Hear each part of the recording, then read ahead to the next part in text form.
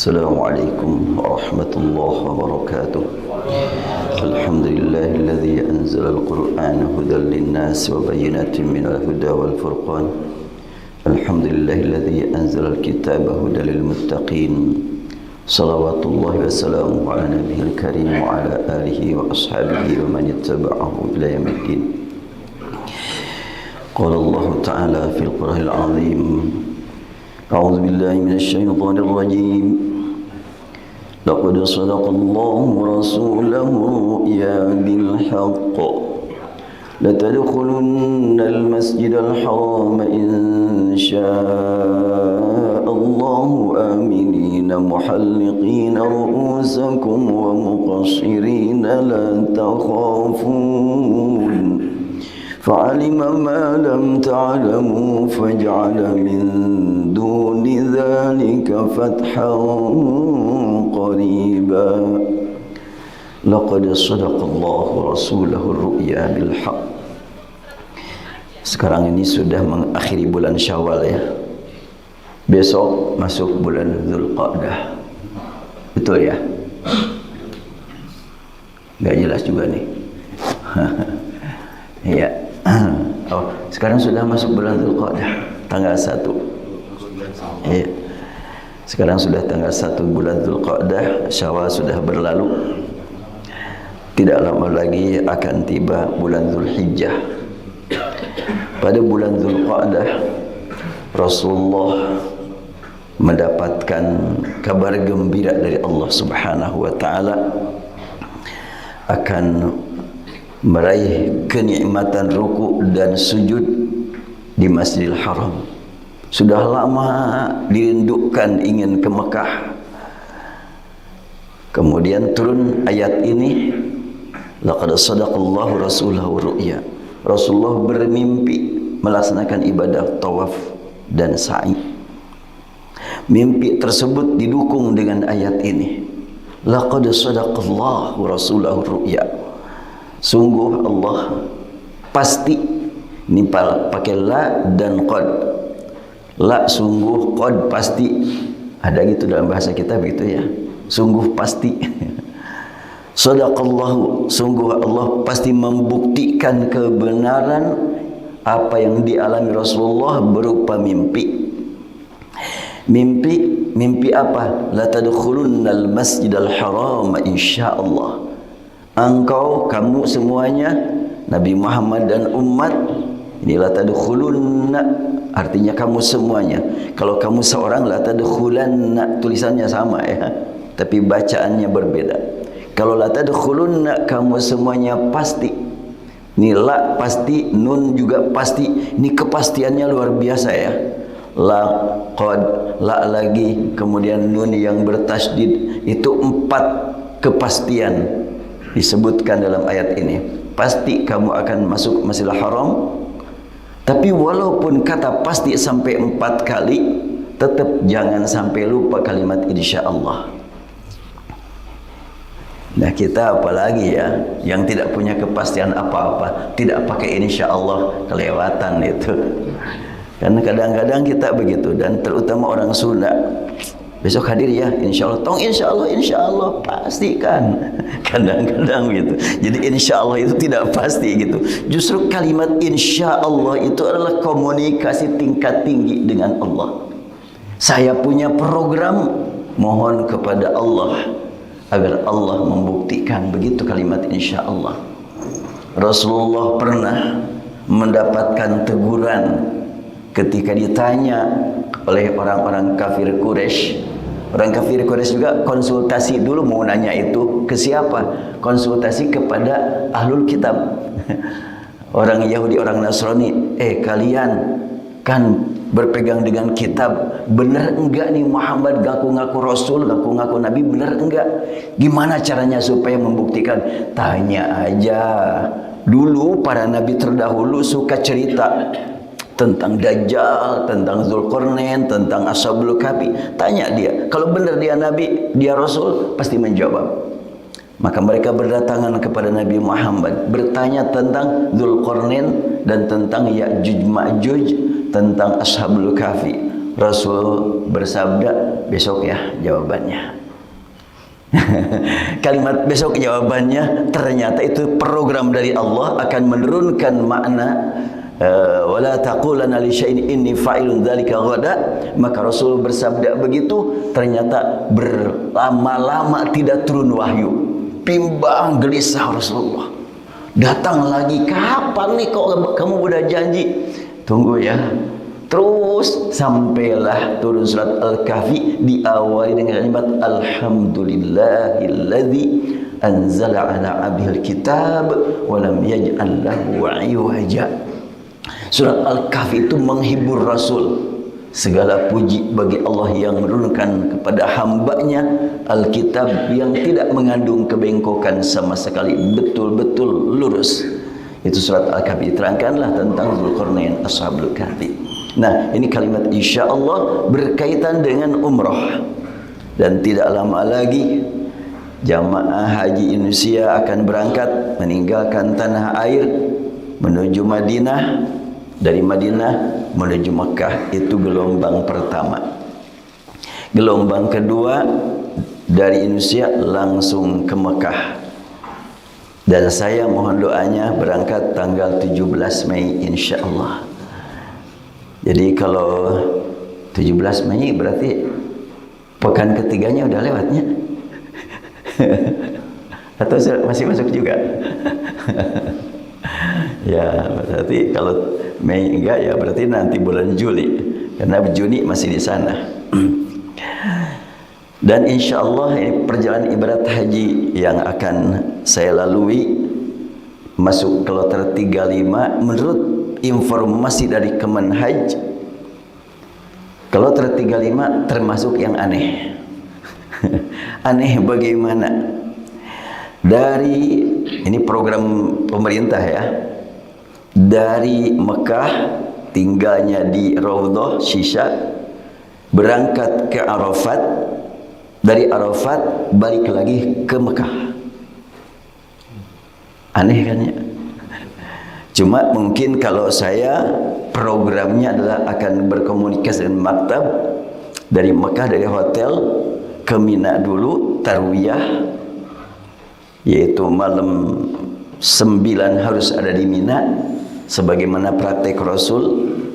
Dari Mekah, dari hotel ke Mina mungkin diantarkannya tanggal 7 hari Ahad, kalau wukuf hari Selasa.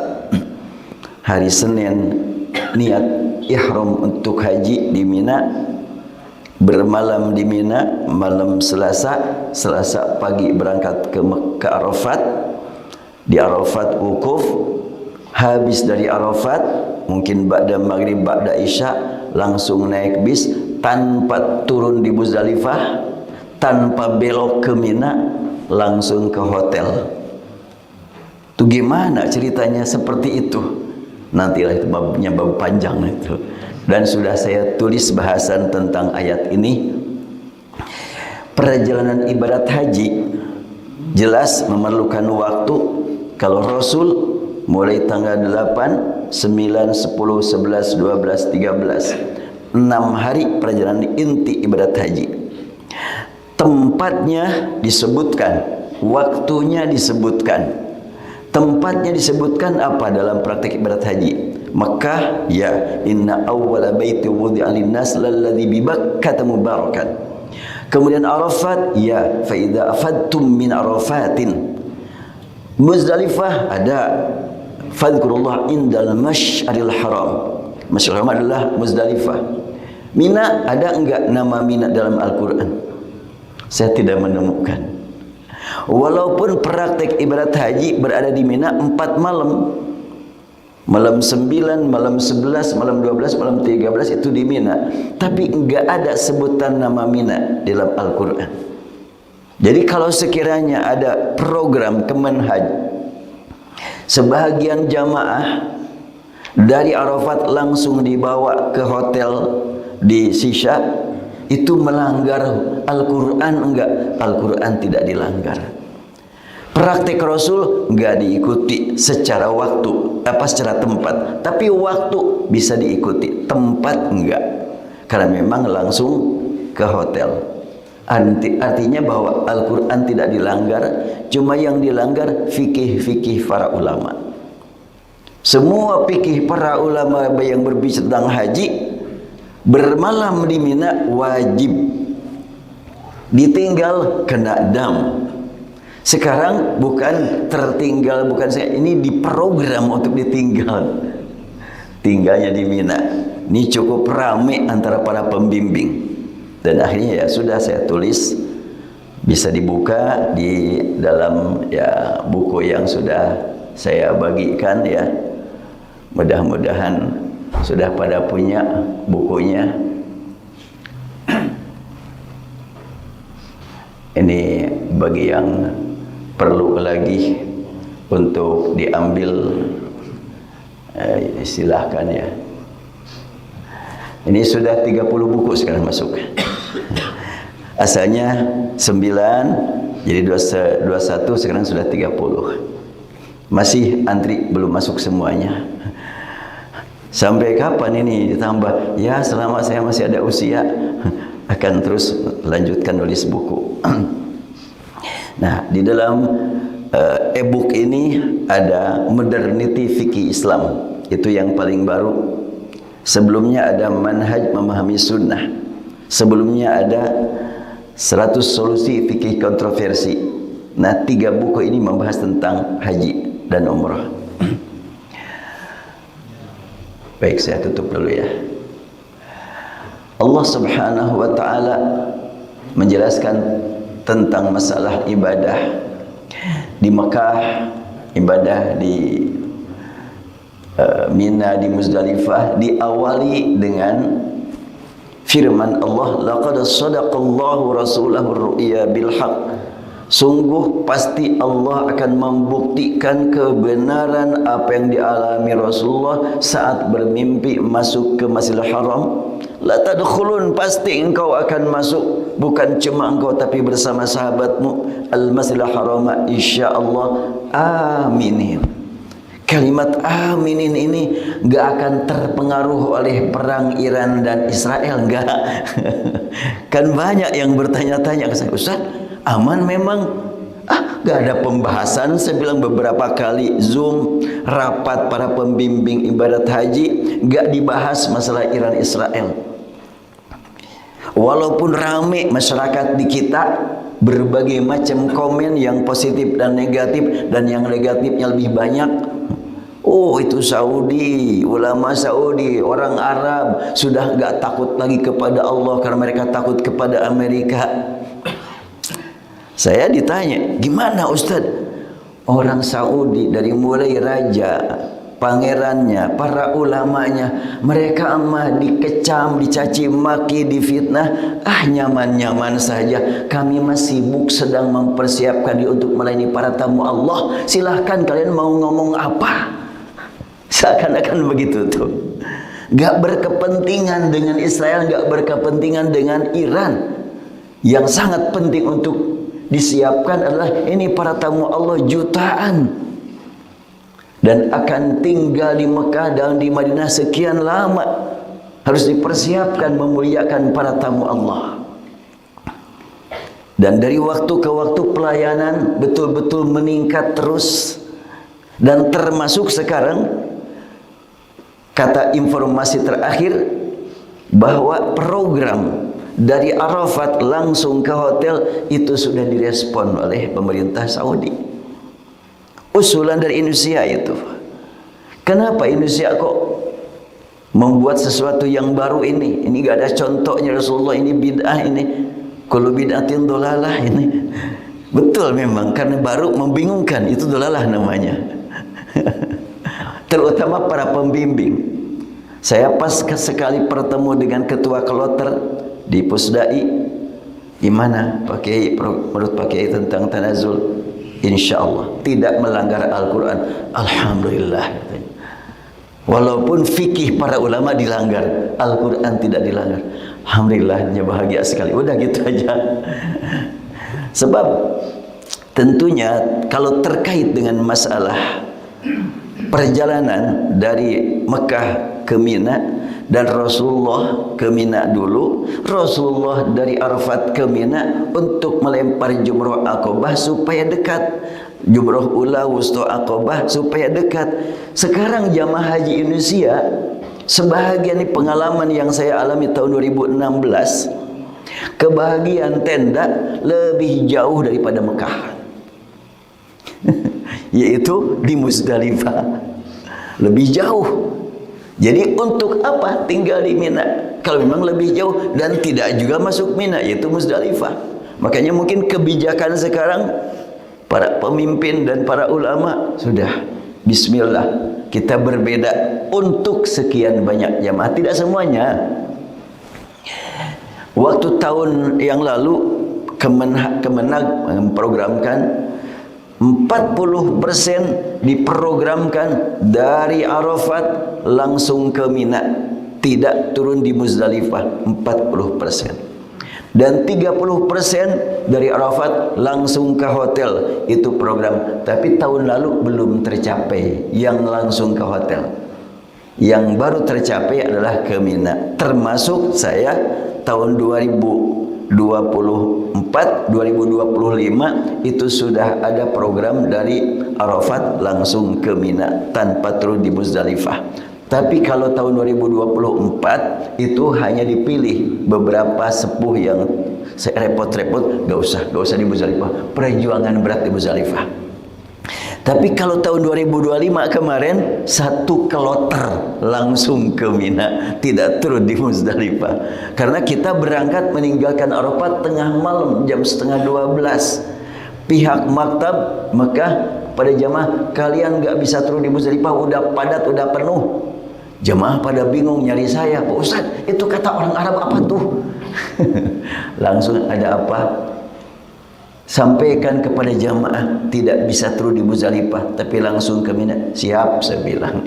Langsung saya pakai megafon, bilang kepada jamaah. Waktu itu jamaah Maqdis, jamaah Istiqomah, jamaah DT, jamaah beberapa lah. Tapi ya, saya sampaikan.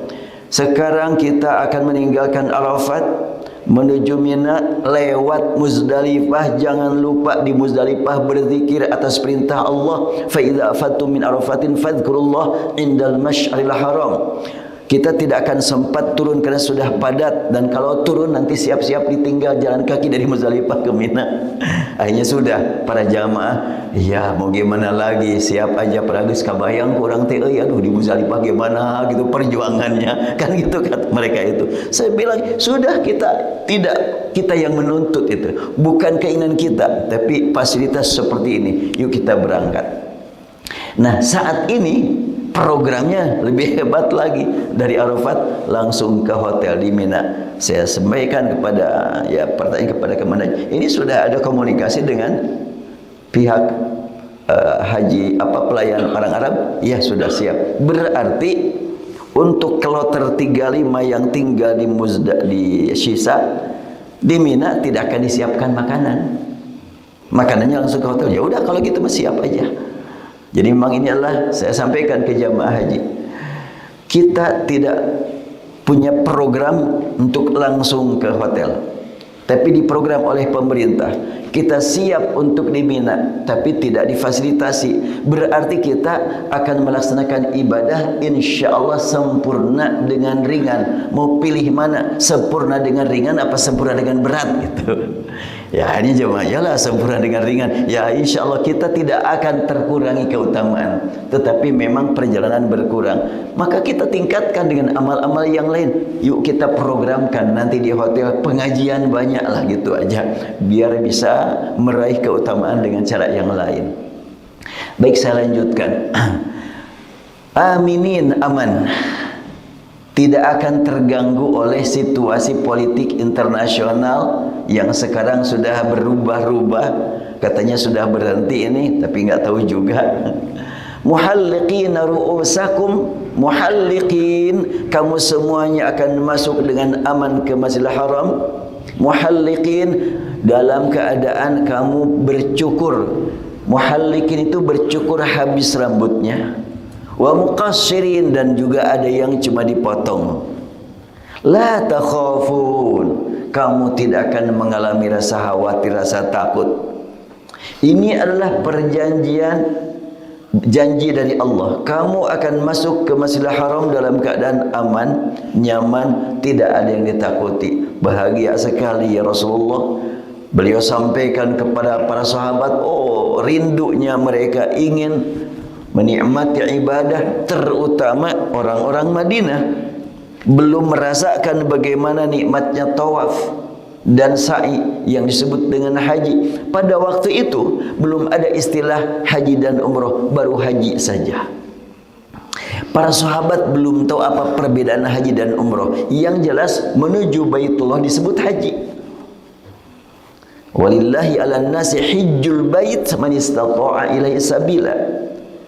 Hendaklah luruskan niat semata-mata karena Allah, wajib atas kalian menuju Baitullah. Hijjul bait itu artinya menuju Baitullah. Jadi bapak-bapak dan ibu-ibu yang belum melaksanakan haji akbar tapi sudah umroh, itu haji itu, kata Al-Quran.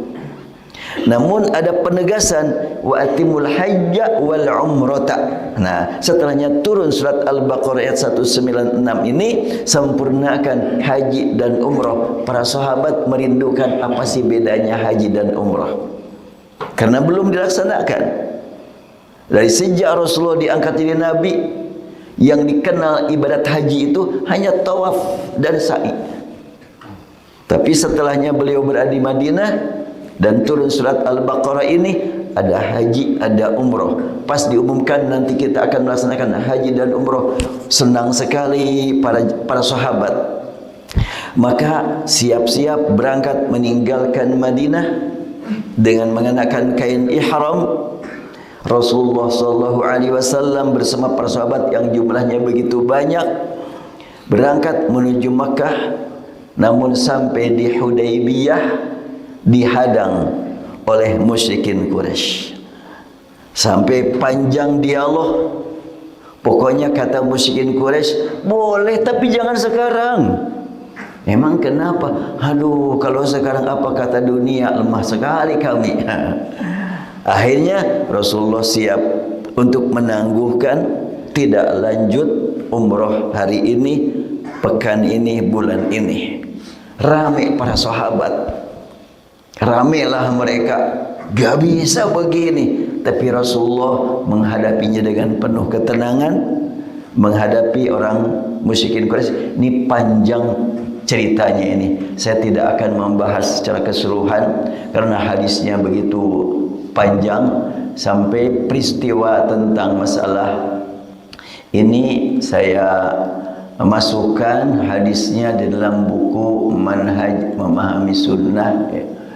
Nanti bisa dibuka hadisnya.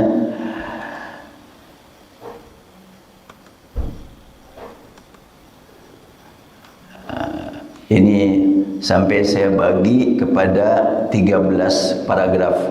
Hadis ini begitu panjang dan akan saya bahas sebahagian saja nih. Nih dari mulai Hudaybiyahnya saja.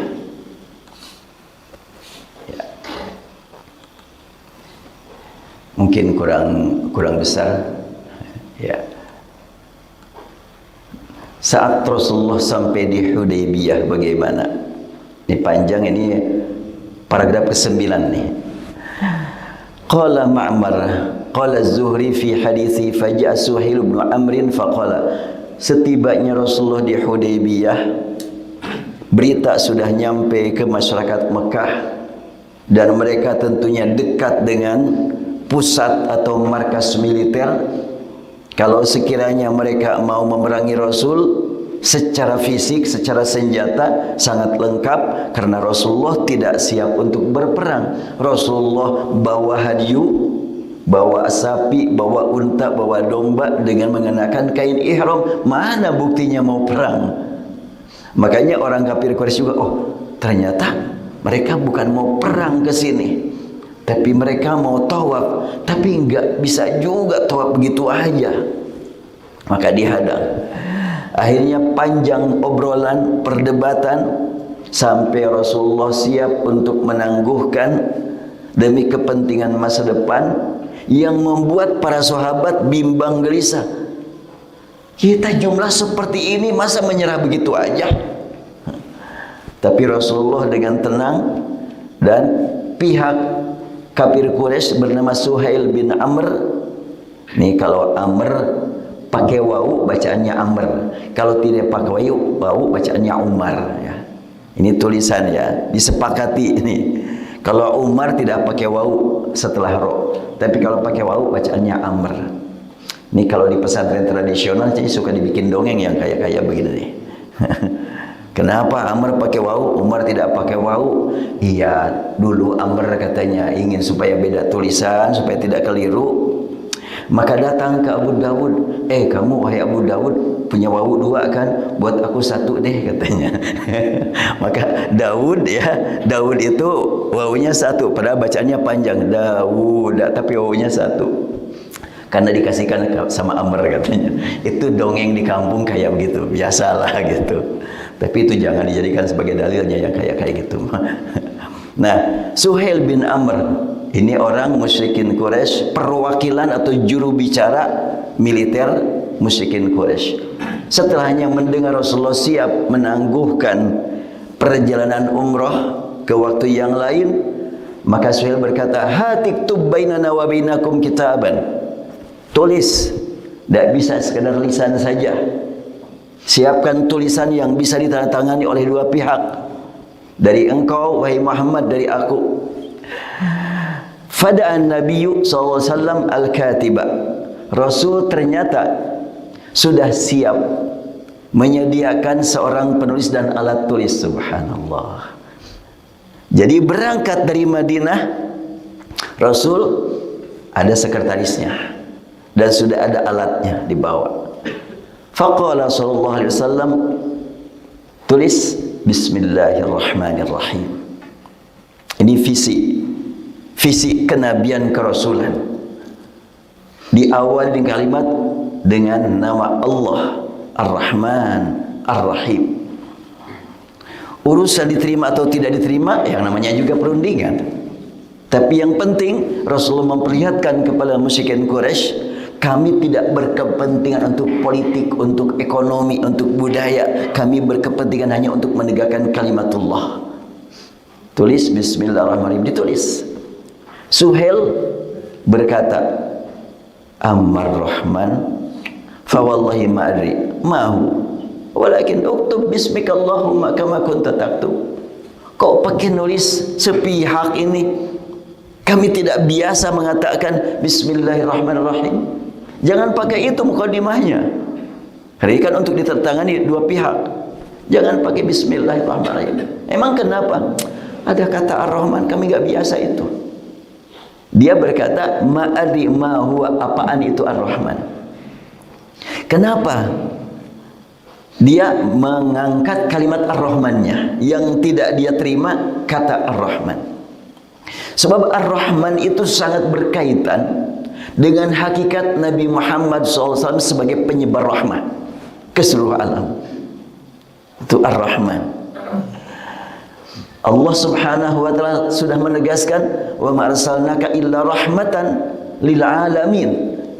Nah, Rahman itu sifat Allah yang mengingatkan kita bahwa rahmat Allah tersebar bukan hanya untuk orang yang beriman, tapi juga untuk orang kafir. Itu rahmat tersebar. Siapa yang menyebarkannya? Rasulullah Muhammad SAW. Maka dalam hal ini saya sempat diskusi dengan para aktivis di Kemenag saat di Jakarta, para ulama tafsir. Saya ngobrol dengan mereka tentang firman Allah, ya bani Israil adhkuru ni'mati allati an'amtu 'alaikum wa anni faddaltukum 'alal alamin. Panggilan kepada Bani Israel dalam Al-Qur'an yang baca cuma umat Nabi Muhammad kan. Bani Israel mah enggak baca. Tapi buat apa ada panggilan kepada Bani Israel? Mengingatkan umat Nabi Muhammad pembaca Al-Qur'an. Nih panggilan kepada Bani Israel, ingat oleh kamu wahai para pembaca Al-Quran, kamu jangan ikut kayak mereka. Begitulah kira-kira bahasan lanjutannya. Wahai Bani Israel, ingat akan karunia yang kucurahkan kepada kalian dan aku angkat kalian di atas alam. Kalimat aku angkat kalian di atas alam diterangkan oleh beberapa ulama, mau ulama Timur Tengah yang berbahasa Arab atau ulama Indonesia. Maksudnya Yahudi diberi keistimewaan kecerdasan, kemajuan ekonomi, kemajuan teknologi. Saya mengajukan perbedaan. Enggak. Yahudi tidak diangkat, dilebihkan dalam ekonomi, militer, teknologi dan juga lainnya. Enggak. Umat Nabi Muhammad yang maju banyak melebihi Yahudi, yang kaya banyak melebihi Yahudi, yang kuat militernya banyak. Tapi ini Al-Quran enggak begitu. Al-Quran menyebutkan, kamu wahai Yahudi sudah aku angkat di atas alam. Itu bukan cuma pada zaman dulu, sampai zaman sekarang. Apa buktinya? Sejarah menyatakan, Al-Quran menyatakan bahwa kebanyakan para nabi itu dari Bani Israel. Itu hakikat. Bani Israel diangkat di atas alam dengan banyaknya para nabi. Dan itu nggak berubah. Kisah itu nggak pernah berubah. Walaupun begitu banyak para nabi dari Bani Israel, tapi tidak mereka manfaatkan. Justru mereka musuhi. Bahkan di antara para nabi ada yang mereka bunuh. Walaupun banyak para nabi dari Bani Israel, tetapi yang menyebarkan rahmat ke seluruh alam bukan dari Bani Israel, tapi dari Bani Ismail. Itu kan. Jadi kalimat ya Bani Israil adzkuru ni'mati allati an'amtu alaikum, wahai umat Nabi Muhammad pembaca Al-Quran, dari Bani Israil banyak para nabi. Para nabi kedudukannya di atas alam. Bahkan bumi dihubung-hubungkan dengan langit karena di bumi banyak para nabi. Kedudukan para nabi di atas alam kenapa? Karena nabi itu lebih mulia daripada langit dan bumi. Namun yang menyebarkan rahmat ke seluruh alam bukan dari Bani Israel, tapi dari Bani Ismail cuma satu nabi, Nabi Muhammad SAW, penyebar rahmat ke seluruh alam. Oleh karena itu umat pembawa Al-Quran jelas di atas Bani Israel. Karena umat pembawa Al-Quran adalah umat Nabi penyebar rahmat. Sedangkan Bani Israel umat dari para Nabi yang di atas alam. Nabi Muhammad di atas alam dan penyebar rahmat ke seluruh alam. Jelas. Jangan sampai merasa, oh iya Yahudi itu memang hebat. Apanya yang hebat? Mereka maju teknologinya, sekarang sudah kerepotan. Ekonominya maju, sekarang sudah kerepotan. Bahkan kemarin saya ngisi Jumatan, ada yang langsung mendatangi sampai ke mobil saya. Jadi Ustaz, umat Islam itu memang pecah belah? Enggak, umat Islam paling bersatu, saya bilang. Kaget dia. Yang pecah belah bahkan berperang. Tuh Yahudi Iran dengan Yahudi Israel itu lagi perang, saya bilang. Jangan sampai terbalik nih. Yahudi Iran berperang dengan Yahudi Israel, sama-sama Yahudi kan? Oh enggak, Iran itu Republik Islam Iran. Nama negaranya Republik Islam. Tapi Rasulullah sudah menyatakan kita beriman kepada sabda Rasul. Apa sabda Rasul? Dalam hadis riwayat Muslim dari Anas bin Malik. Muslim, perawi hadis yang sudah kita kenal, Bukhari Muslim kan gitu. Muslim itu kelahiran Iran itu, Naisabur. Mendengar Rasul bersabda, yatba'ud dajjala min Yahudi Asbahan sab'una alfan alaihimut tayalisah. Rasul bersabda, yang ikut Dajjal dari Yahudi tinggalnya di Asbahan. Asbahan nama provinsi di Iran dan sekaligus nama kota yang besar di Iran. Terbesar nomor 3 setelahnya Teheran. Nah, Asbahan disebut-sebut secara spesifik oleh Rasulullah.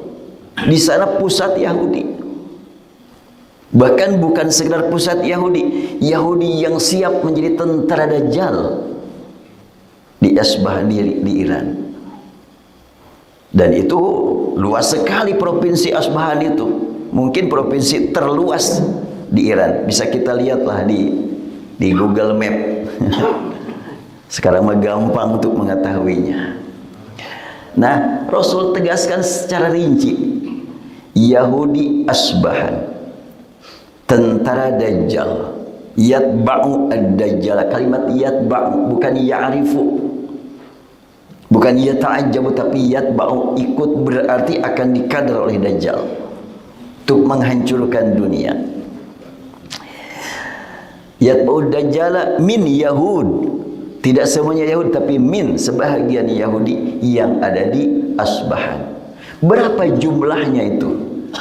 Sab'una alfan, 70.000. Tanda-tandanya apa? Alaihimut tayalisah, mereka mengenakan tailasan, satu kain yang khas ciri orang Yahudi yang sudah tingkat senior. Tailasan bisa dibuka di media. Apa itu tailasan atau tayalisah? Itu jelas sekali.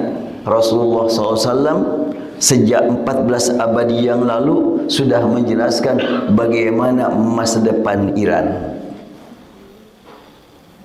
Jadi kalau gitu 70.000 di Iran adalah Yahudi. Terus mereka kan suka sholat kan? Bahkan setiap musim haji puluhan ribu berangkat haji kan? Itu muncul pernyataan dari beberapa pembicara di Indonesia. Silahkan buka kitab Syiah yang asli, yang tersebar di tengah-tengah mereka. Antara lain kitab Usulul Kafi karya Al-Kulaini yang hidup pada abad ketiga Hijriyah. Dan itu menjadi sumber utama para penulis berikutnya, termasuk Al-Majlisi yang nulis buku berjudul Biharul Anwar 107 jilid. Wah, 107 jilid, dari situ sampai situ tuh 107 jilid. Diikutip ungkapan Al-Kulaini. Apa isinya? Dalam kitab Al-Kulaini, kitab Usul Kafi jilid 2 halaman 133, di situ ada kalimat Abu Abdillah berkata, Inna tis'ata a'syarid din fit taqiyah, la dina liman la taqiyyata lah. At-taqiyyatu fi kulli syai' illa an-nabidh wa massul khuffain. Ini hadis nomor 2 dalam bab taqiyah. Bukan hadis Nabi, tapi hadis Kulaini. Panjang hadisnya. Apa artinya? Kalau berangkat puluhan ribu ke Mekah, itu untuk apa? Di dalam Syiah ada prinsip taqiyah. Taqiyah itu apa? Tampil sebagai ibadat haji, tampil sebagai pembaca Al-Quran, tampil sebagai yang ikut tahlilan, ikut kunut, ikut ini, ikut itu, biar bisa akrab, bisa dekat, tapi hatinya berseberangan. Itu taqiyah. Jadi bahasa kita nama pura-pura. Dan prinsip taqiyah itu kedudukannya 90%. Inna tis'ata a'syar, tis'ata a'syar itu 9/10. Artinya 90% kan? 90% agama itu dalam taqiyah. La dina liman la taqiyyatalah. Tidak punya arti beragama tanpa taqiyah. Makanya tidak aneh kalau sekiranya musim haji sekian banyak dari Iran berangkat ke sana sebagaimana jamaah haji. Saya ditakdirkan Allah sebagai saksi mata. Mulai tahun 84 saya berangkat haji itu dulu. 1984. Sampai 1987 saya saksikan setiap musim haji orang Iran di Mekah kerjaannya demo. Bawa spanduk panjang. Di belakang bapak-bapak ibu-ibu teriak-teriak. Al-maut li Israel, al-maut li Amerika, dan tertulis. Sampailah mereka ingin masuk ke Masjidil Haram dan dihadang oleh pihak keamanan Saudi, sampai terjadi peristiwa yang tidak diduga, baku hantam, dan waktu itu banyak ditembak orang-orang Iran, ratusan ditembak. Sejak itu tidak lagi melakukan demo, tapi program dengan berubah cara. Terjadi bagaimana peristiwa Muaisim, terjadi apa yang dialami 2015, banyak jamaah korban. Itu sebetulnya mereka melakukan gangguan di sana. Masa sih sampai segitunya? Kasihan dong. Sebetulnya orang Iran bermacam-macam. Ada yang betul-betul mau haji seperti ahli sunnah wal jamaah. Ada yang memang diprogram oleh pimpinan. Saya betul-betul waktu melihat ada pemuda lagi tawaf, menangis. Ini betul-betul mau haji, tapi salah. Salahnya di mana? Kalau kita kan Allahumma imanan bika, dan selanjutnya memohon kepada Allahumma rabb hadzal baitil atiq. Orang Iran lagi tawaf nangis terus, pemuda, ya Husain, labbaika ya Husain. Yang dipanggil Husain terus. Kok manggil Husain? Kita betul-betul mencintai Husain sebagai cucu Rasul radhiyallahu anhu, tapi bukan untuk dipanggil-panggil, tapi didoakan radhiyallahu anhu. Karena termasuk yang memang pasti mendapatkan ridha Allah. Tapi mereka manggil-manggil. Saya sampai berpikir waktu itu, kasihan betul nih. Yang bodoh-bodoh cuma diperalat saja, datang sekian banyak untuk tampil sebagai pencinta Ka'bah, pencinta Quran. Padahal kalau tadi dalam kitab Ushul Kafi jilid 2 halaman 133, dalam kitab Kamiluz Ziyarat ada pernyataan dari penulisnya, dan ini juga terulang-ulang dalam kitab yang lain. Abu Abdillah berkata, ketika ditanya apa sih keutamaan ziarah ke kuburan Husain, ini cerita tentang Husain ya, dia berkata, kutiba lahu alfu hijjatin wa alfu umratin mabrurah. Orang yang ziarah ke kuburan Husain dapat pahala sebanyak 1000 haji dan 1000 umrah yang mabrurah. Jadi kalau gitu buat apa ke Makkah? Berarti punya visi lain, punya visi lain ke Makkah. Itu untuk mengganggu para jamaah haji. Yang benar, saya selalu, atau bukan selalu, ya sering melihat ketika mereka berada di Masjidil Haram atau di Masjid Nabawi dan mendekati sholat fardu, mereka keluar. Tidak ikut sholat mereka. Tidak ikut sholat fardu untuk bermakmum kepada imam Syekh Sudes atau Syekh Huzaifi. Mereka enggak ikut bermakmum kepada imam. Dan mereka mengatakan ini orang-orang sesat, Wahabi ini. Istilah Wahabi yang paling sering diangkat adalah di tengah-tengah Syiah itu sebetulnya. Wahabi itu apa sih? Kalau saya sering mengatakan Wahabi mah makhluk gaib. Kantornya nggak ada, pemimpinnya nggak ada, ulama yang mengaku sebagai pengikut Wahabi juga nggak ada. Jadi apa itu Wahabi itu? Nggak jelas nih. Kalau Asy-Syafi'i, sekian banyak ulama pengikut Asy-Syafi'i mengatakan bermadzhab Syafi'i. Imam Nawawi, Ibnu Katsir, Imam Malik seperti Al-Qurtubi, ada itu Maliki. Kemudian Ibnu Taimiyah, Hambali. Kalau Wahabi siapa ulamanya? Enggak ada yang mengaku. Dalam kitab Pemanya Karya sana pengikut Wahabi enggak ada. Oh bukan itu organisasi. Ya kalau ada organisasi ada kantornya dong. Di mana kantor Wahabi? Ya, Persis Muhammadiyah sebagai ormas ada kantor. Pimpinannya berubah dari waktu ke waktu ketika wafat pemimpinnya. Syafi'i, Malik, Hambali ada ulamanya. Wahabi mah gak ada. Nah, di dalam kitab-kitab karya Syiah itu sering diangkat Wahabi. Termasuk ada kitab namanya As-Sawa'iqul Ilahiyah fi Raddi al-Wahabiyah, ta'lif Syekh Sulaiman bin Abdul Wahab, fi Raddi ala akhi Syaqiq Muhammad bin Abdul Wahab.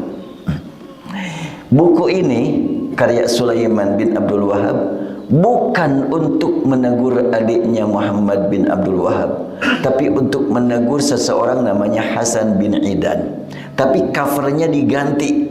Buku ini karya Sulaiman bin Abdul Wahab, teguran buat adiknya yang sesat. Padahal pas dibuka mukadimah jelas sekali, wa ba'du min Sulaiman bin Abdul Wahab ila Hasan bin Idan, untuk Hasan bin Idan. Karena covernya diganti menjadi teguran buat Muhammad bin Abdul Wahab dalam pemikiran Wahabi. Para pembaca cover, pembaca cover ya, menyebutkan tuh Wahabi mah sesat, kata kakaknya sendiri. Ini seorang ulama yang sangat kita kagumi, ulama muda di Indonesia. Ketika ditanya tentang Wahabi, nggak usah susah-susah untuk menjawab tentang kesesatan Wahabi. Tuh ada kitabnya As-Sawa'iqul Ilahiyah fi Raddi al-Wahabiyah. Saya langsung kaget. Ulama ini sangat luar biasa, tapi kenapa kok nggak membaca isinya ya? Dia hanya membaca covernya saja. Covernya memang begitu, dan sudah saya masukkan, silakan dibuka nanti oleh Bapak dan Ibu dalam buku Tafsir Surat Al-Fil. Ya, di situ saya masukkan kitab-kitab karya Muhammad bin Al-Wahhab, dan kitab tadi As-Sawa'iqul Ilahiyah sudah saya masukkan di dalam Tafsir Surat Al-Fil, ada di situ. Baik. Saya lanjutkan. Ini belum sampai di bahasan ini. Udah waktunya, udah mau jam 6 nih. Ya, baik, saya lanjutkan di sini. Bismillahirrahmanirrahim. Ketika Rasulullah menyuruh baca, ditulis Bismillahirrahmanirrahim, ditulis. Setelah ditulis ditolak oleh Suhail bin Amr. Kata mereka, fa wallahi ma adri ma huwa walakin uktub bismika Allahumma kun kama kunta taktub. Ganti, jangan bismillahirrahmanirrahim, ganti dengan apa? Ganti bismika Allahumma. Jangan pakai ahya wa amut ya. Ini ada yang sudah tidur juga nih. Iya. Bismika Allahumma, hanya dengan namamu ya Allah, kama kunta taktub. Sangat menarik ini. Kalimat kama kunta taktub ini artinya bahwa Suhail bin Amr menyaksikan Rasulullah suka menyebut bismikallahumma. Makanya kalimatnya sebagaimana biasa kau lakukan kama kunta taktub. Ini juga menggambarkan bahwa Suhail bin Amr dalam kondisi tertekan. Kenapa dia tidak berkata, ya jangan bismillah, sesuai dengan yang kita biasa lakukan deh. Tapi ini sesuai dengan yang biasa kamu lakukan. Maka Rasulullah tidak berkeberatan mengganti bismillahirrahmanirrahim dengan bismikallahumma, karena dua-duanya juga mengandung kata tauhid tanpa disadari oleh Suhail bin Amr. Karena bismikallahumma artinya hanya dengan namamu ya Allah. Berarti ada tauhidnya juga. Faqala Nabi, uktub bismikallahumma. Udah tulis ganti-ganti, enggak apa-apa, ganti. Penulis tidak berkeberatan mengganti bismillahirrahmanirrahim dengan bismikallahumma karena sama-sama ahli bahasa. Dan dalam hadis yang lain sebutkan penulis yang disuruh oleh Rasulullah itu Ali bin Abi Thalib ini. Ali bin Abi Thalib orang cerdas, menjiwai bahasa Arab, sangat mendalam, maka tidak berkeberatan mengganti dengan bismikallahumma, diganti. Setelahnya ditulis bismikallahumma, lalu Rasul mendikte lanjut. Yang usul bikin surat perjanjian pihak kafir, tapi Rasul menguasai suasana, beliau terus yang mendikte. Luar biasa ya. Itulah politisi ulung ya. Cara berkomunikasi dengan pihak yang berseberangan akidah. Rasul tampil sebagai yang sangat berwibawa, membuat pihak lawan tercengang. Tulis perjanjian, tulis Ali. Dia mau udah punya persiapan ternyata. Udah ada alat tulisnya lagi. Lalu tulis bismillah, ya bismillahirrahmanirrahim. Berarti seakan-akan Suhail bin Amr bengong gitu. Ya dia lagi. Gak sempat Suhail bin Amr berpikir. maka cuma nolak-nolak aja, gak memberikan masukan. Tulis uktub bismikallahumma. Maka setelah itu ditulis, Rasul bersabda, hadza ma qadha alai Muhammadun Rasulullah. Ini adalah yang disepakati perjanjiannya oleh Muhammad Rasulullah. Lagi-lagi dikagetkan Suhail bin Amr. Muhammad Rasulullah harus disetujui. Ya, berarti kami harus mengakui dia Rasulullah. Berat juga nih. Inilah cara Rasulullah ya. Ya, urusan mereka nerima atau menolak itu urusan lain. Tapi ini visi dan misi kami. Bismillah, aku Rasulullah. Rasulullah disebut dalam tulisan dan ditulis, berarti Ali langsung menulis hadza ma qadha ali Muhammad Rasulullah. Suhail tercengang, bengong. Ya, Rasulullah keheula ya teh kumaha ya teh. Akhirnya kata Suhail, wallahi lau kunna na'lamu annaka Rasulullah ma sadadnaka 'anil bait. Demi Allah, kalau kami tahu engkau Rasulullah, kami tidak akan menghalangi kamu menuju Baitullah. Kalimat ini menggambarkan bahwa Suhail ngomong tidak dalam keadaan netral, tidak dalam keadaan normal berpikir. Dia berkata, kalau kami tahu engkau Rasulullah, kami tidak akan menghalangi. Terus Rasulullah datang itu apa? Rasulullah berangkat ke Madinah itu apa itu? Tahulah dia bahwa Muhammad itu Rasulullah. Cuma mereka tidak mau tunduk, tidak mau patuh. Betul Rasulullah. Dan dalam kehidupan masyarakat Mekah, sejarah kenabian kerasulan itu bukan masalah baru. Mereka yakin betul adanya Ka'bah, adanya sumur Zam-Zam, itu peninggalan Nabi Ibrahim Rasulullah. Jadi buat masyarakat Makkah, sebutan Nabi, sebutan Rasul tidak asing. Mereka betul-betul mencintai Nabi Ibrahim dengan cara yang mereka lakukan, tidak dengan yang diajarkan Nabi Ibrahim. Wallahi ma law kunna na'lam annaka Rasulullah ma saradnaka 'anil bait. Kalau kami tahu engkau Rasulullah, kami tidak akan menghalangi engkau untuk menuju Baitullah. Wala qatalnak, kami tidak akan memerangi kamu. Terus dari dulu memerangi itu karena apa itu? Justru mereka memerangi Rasul karena Rasul menyatakan ini Rasulullah.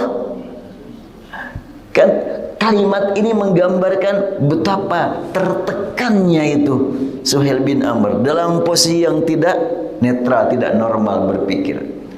Walakin uktub Muhammad bin Abdullah, tulis Muhammad bin Abdullah. Secara keilmuan itulah sebetulnya sesuai. Aku Suhail bin Amr, engkau Muhammad bin Abdullah, kan seimbang kan gitu kira-kira. Maka Rasul pun ya tidak membantah secara pemikiran, tapi Rasul menegaskan dengan keimanan. Wallahi inni la Rasulullah. Demi Allah, ini sumpah, penekanan, ini sungguhnya aku, penekanan kedua, la Rasulullah, penekanan ketiga, Allahu Akbar. Wallahi inni la Rasulullah. Kau bilang tidak tahu, aku yakinkan kepada kamu dengan tiga keyakinan, wallahi, dan biasa orang musyrikin Quraisy menyebut wallahi. Ini la Rasulullah. Ditegaskan sebelum engkau membantah, aku tegaskan wa in kadzabtumuni, walaupun kamu membohongi aku, bohong kamu tidak tahu aku Rasulullah, bohong kamu. Saya sewaktu meresapi kalimat ini, ya Allah, luar biasa Rasulullah. Tampilannya begitu berwibawa dalam keadaan mengenakan kain ihram, tidak pegang senjata untuk berperang, berhadapan dengan militer Mekah, tapi kalimat demi kalimat, huruf demi huruf membuat orang kafir tidak bisa berkutik. Wa in kadzabtumuni, walaupun kamu mendustakan aku. Berarti Rasulullah bersabda, kamu bilang tidak tahu aku Rasulullah, bohong, gitu kan. Kamu bohong, gimana kamu bisa berkata begitu? Tapi enggak masalah, kata Rasul. Uktub Muhammad bin Abdullah. Wahai Ali, silahkan tulis Muhammad bin Abdullah. Rasulullah memandang bukan urusan ini ya, prinsip enggak boleh dirubah, enggak. Artinya Rasulullah menyikapi apa yang disembunyikan Suhail dalam hatinya dengan kalimat ini, maka mental Suhail semakin jatuh dan lemah. Demi terwujudnya visi dan misi perjalanan, maka beliau menyuruh penulis untuk mengganti lafaz Rasulullah dengan Muhammad bin Abdullah. Apakah penulis bersedia menggantinya? Ali bin Abi Thalib menolak. Saya lanjutkan dalam hadis berikutnya, riwayat yang lain ya. Nah, ini saya bacakan. Masih ada waktunya? Iya, udah habis waktunya nih. Baik, sedikit saja nih. Saya bacakan ini.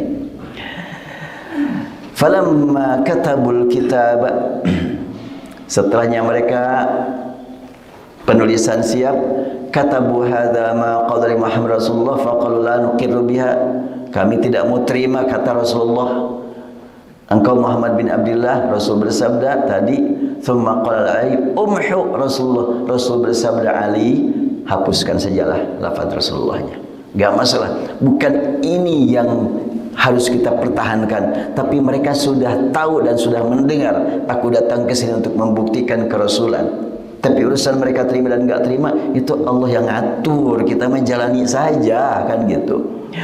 Qala, ketika Ali disuruh menghapus lafaz Rasulullah dengan mengganti kalimat pakai Muhammad bin Abdullah, kata Ali, la amhuka abada.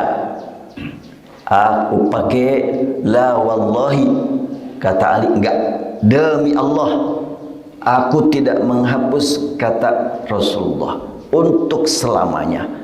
Ali sumpah tidak akan menghapus. Kenapa? Gelut lah, udah siap saya mah gelut. Kenapa sih takut gitu? Maka karena Ali sudah bersumpah tidak akan menghapus, fa akhadha Rasulullah SAW al-kitaba. Tulisan catatan diambil Rasulullah. Fakataba hadza ma qala Muhammad bin Abdullah. Lalu setelahnya diambil, kata Rasulullah, dihapus Rasulullah dan diganti oleh Rasul sendiri. Ini adalah perjanjian yang disepakati oleh Muhammad bin Abdullah. Rasul yang menulis perjanjian Hudaybiyah itu. Ya. Di sini jelas sekali fakataba, maka Rasul. Ini hadis riwayat Bukhari ini. Dan selanjutnya sampai selesai perjanjian Hudaybiyah ditulis oleh Rasulullah. Ini yang sering saya katakan bahwa Al-Quran ditulis oleh para sahabat atas bimbingan Rasul.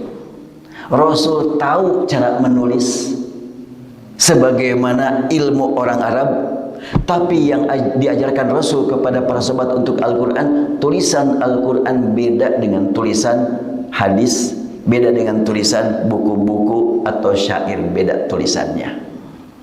Dan insya Allah setelahnya mungkin mudah-mudahan saya pulang haji selesai satu buku berjudul Mukjizat Huruf Alkitab dan Al-Quran.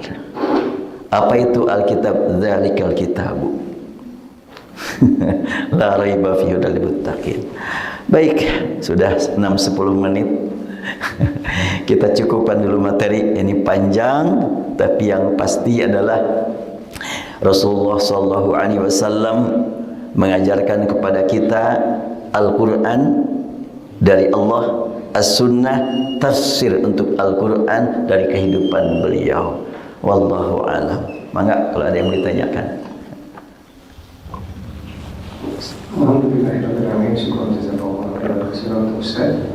Kita buka sesi tanya jawab. Mungkin pertanyaan singkat saja apabila ada dari jawab yang ingin bertanya.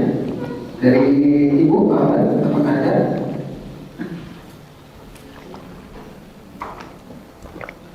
Mohon pertanyaannya singkat saja, langsung ke pertanyaan.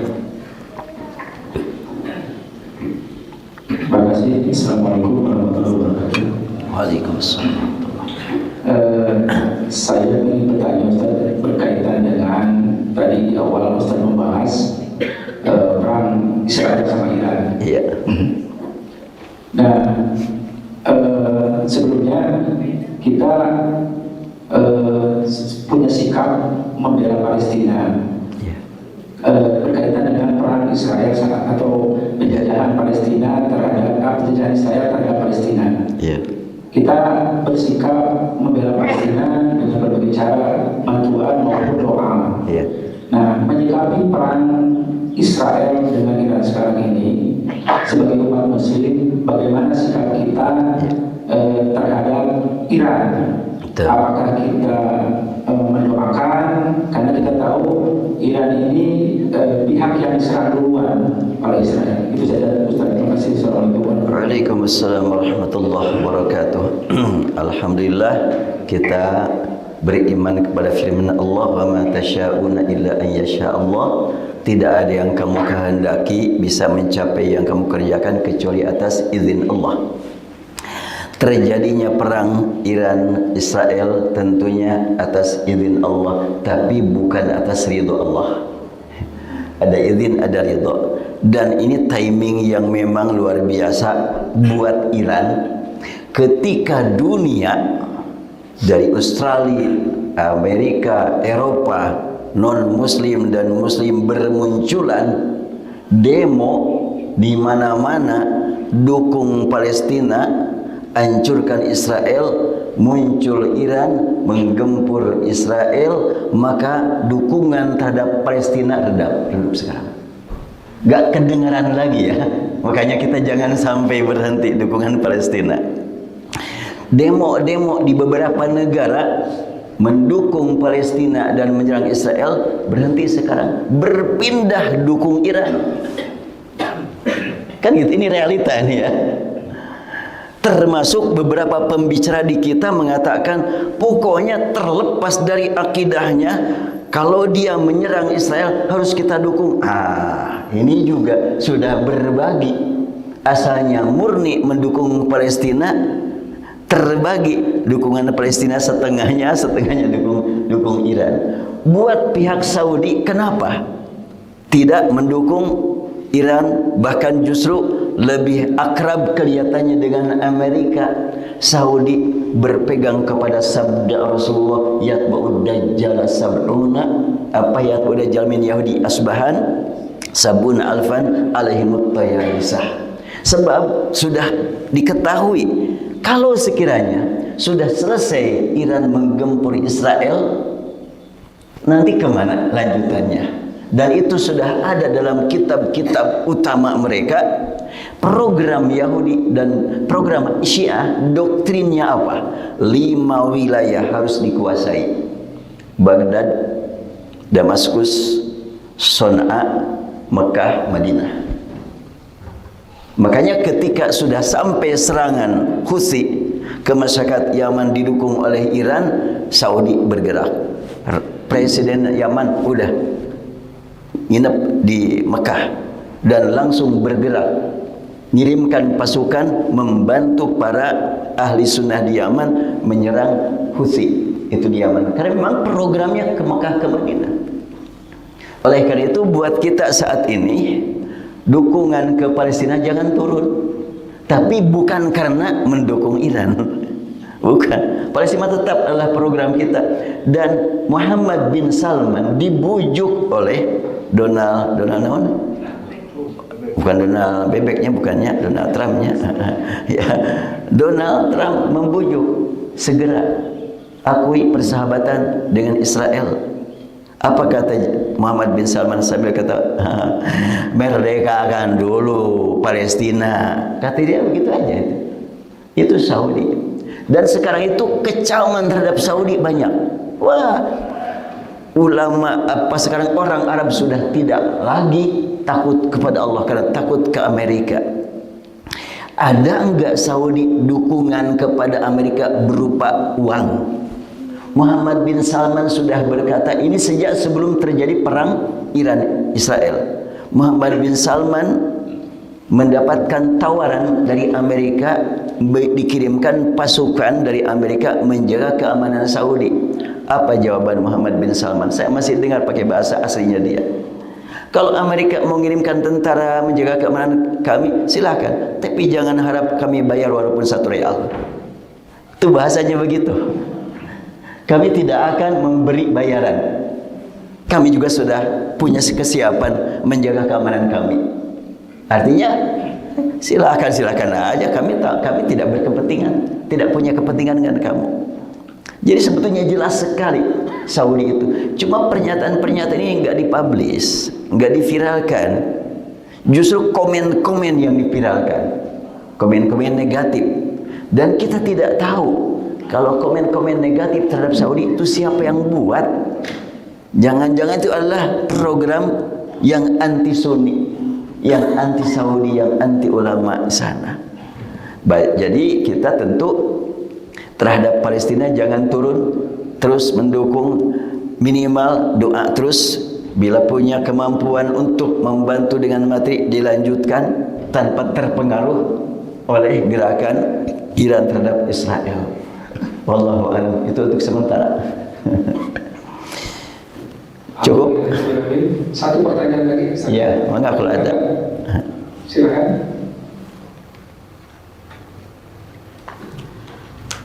Tidak ada, Ustaz. Iya, baik. Oh, ada ya, Ustaz. Singkat saja, silakan. Bismillahirrahmanirrahim. Tadi ketika perjanjian Hudaybiyah, untuk perjanjian selanjutnya ditulis oleh Rasulullah. Iya. Setahu kami Rasulullah tidak bisa baca dan tulis. Iya, iya. Di sini sudah saya terangkan juga, ya. Nabi sejak awal tidak mengangkat nama dirinya kecuali sebagai utusan Allah. Ketika pernyataan kerasulan dalam tulisan ditolak oleh orang musyrikin, maka beliau tidak keberatan untuk menggantinya dengan yang mereka ajukan. Namun demikian beliau telah memanfaatkan kesempatan untuk menyadarkan mereka akan kebohongan dan selanjutnya. Kemudian ketika Rasulullah menyuruh Ali untuk mengganti lafaz Rasulullah menjadi Muhammad bin Abdullah, ternyata dia menolak hingga menggunakan kata sumpah. Ini sangat bermakna bagi pembuktian di hadapan musyrikin bahwa kerasulannya benar-benar diimani oleh para sahabat. Sikap Ali tersebut semakin membuat mental musyrikin tertekan. Dari segi lain, penolakan Ali mengganti lafaz tersebut membuat semua pihak menyaksikan bahwa Rasulullah menulis dengan tangannya sendiri, sehingga makna al-ummi, nah yang ditanyakan, makna al-ummi bagi beliau tidak dapat disamakan dengan makna al-ummi bagi masyarakat Arab lainnya. Beliau adalah ummi yang bermakna tidak pernah belajar membaca dan menulis huruf Arab dengan mengikuti aturan yang berlaku di tengah-tengah masyarakat Arab, melainkan beliau adalah guru baca dan guru tulis pertama bagi Al-Quran. Terus siapa yang ngajarin tulis Al-Quran kalau bukan Rasul kan? Yang memiliki aturan tersendiri di luar aturan yang dikenal masyarakat umum. Mengapa beliau tidak pernah disaksikan membaca tulisan atau menulis kalimat yang biasa dibaca? Karena beliau tidak memerlukannya. Pada umumnya orang mencatat agar tidak lupa, sementara beliau dipelihara dari lupa. Jika beliau lupa, maka lupa tersebut adalah kehendak Allah untuk dijadikan sebagai jalan turunnya wahyu atau bimbingan bagi umatnya. Beliau mendapat bimbingan Allah tanpa mencatatnya.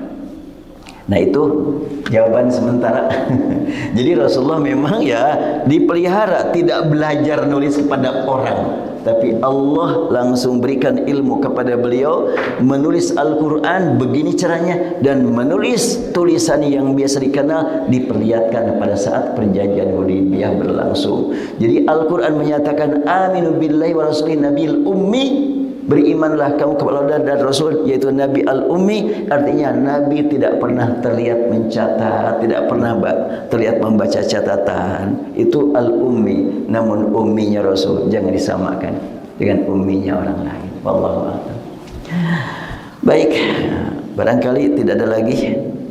InsyaAllah pertemuan berikutnya nanti Allah izinkan buat kita bertemu lagi, dan saya mohon doanya agar saya dapat melaksanakan tugas perintah dari Allah membimbing jamaah haji. Ini juga agak unik, saya menjadi pembimbing itu.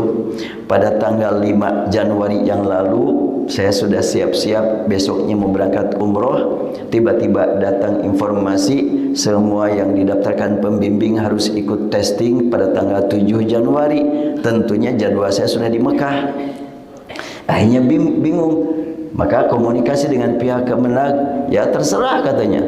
Apakah mau haji, batalkan umrah, atau mau membimbing umrah, berarti tidak berangkat haji. Saya bilang ke istri, udah ganti aja pembimbing haji yang lain. Daftarkanlah salah satu ustaz dari Maqdis, Ustaz Iman, yang pernah membimbing tahun 2023. Sudah beliau aja, daftarkanlah ke kemana dia. Saya tidak jadi, saya dibatalkan. Tanggal 10 Januari diumumkan siapa yang lulus menjadi pembimbing, tercatat di situ dari Maqdis Saiful Islam. Saya makan tidak ikut testing, tapi diluluskan. Ya udah, berarti perintah dari Allah harus berangkat gitu. Sampai orang-orang yang ikut testing, wah ini emang katanya gimana nih, ikut testing aja enggak tapi lulus. Ya udah itu bakat aja. Perintah dari Allah. Jadi dan saya akan berangkat bersama 3 rombongan tanpa yang membantu, kecuali ya kita tawakal kepada Allah. Makanya mohon dukungannya, hanya Allah lah yang mendampingi atau menyertai saya, wallahu ma'ana.